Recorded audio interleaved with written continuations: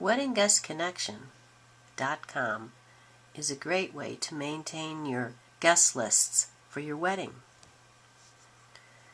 You just go in and you create an account. Everything's free. Put your name, first name, last name, email address, create a password, and submit it. Then once you are registered, you log in. And you just put in your email address and your password. Now, if you forget your password, there's a nice little link here that sends you your password to the email address that you created in your account. Once you're in, you just click on Wedding Guest and you add guests here, and it keeps track of your name, their name, their name as you want it to appear on the invitation. That means, like, if you want it Mr. and Mrs. so-and-so, or you just want a first name, Mary Jones and Tim Smith, however you want it. Then if you want it, the top line is for if you want to maintain it by whoever's last name so that it goes in alphabetical order. You put in their street address, city, state, zip, email address, and phone number. The phone number is good with the cell phone number. That way we may be able to send out text messages later to remind them to respond. But you will be able to send out an email address or create envelopes with their address as well.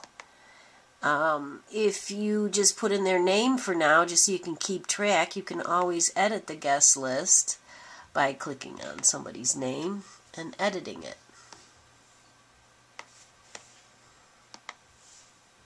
And then you can add the address later. You can delete a guest, or you can view the guest list if you want.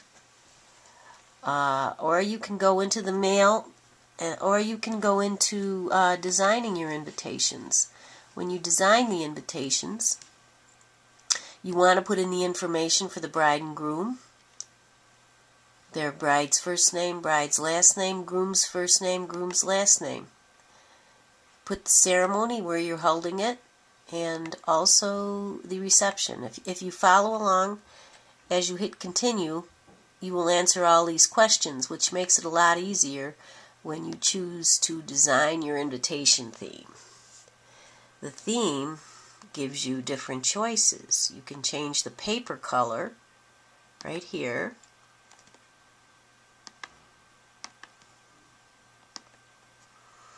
And you can change the theme.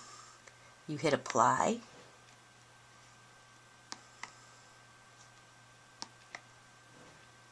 And it changes.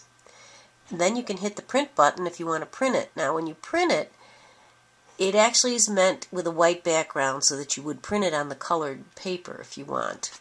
And the crop marks here show you where you would crop it. You'd put in an 8.5 by 11 sheet and trim it down so that the bleed would look good.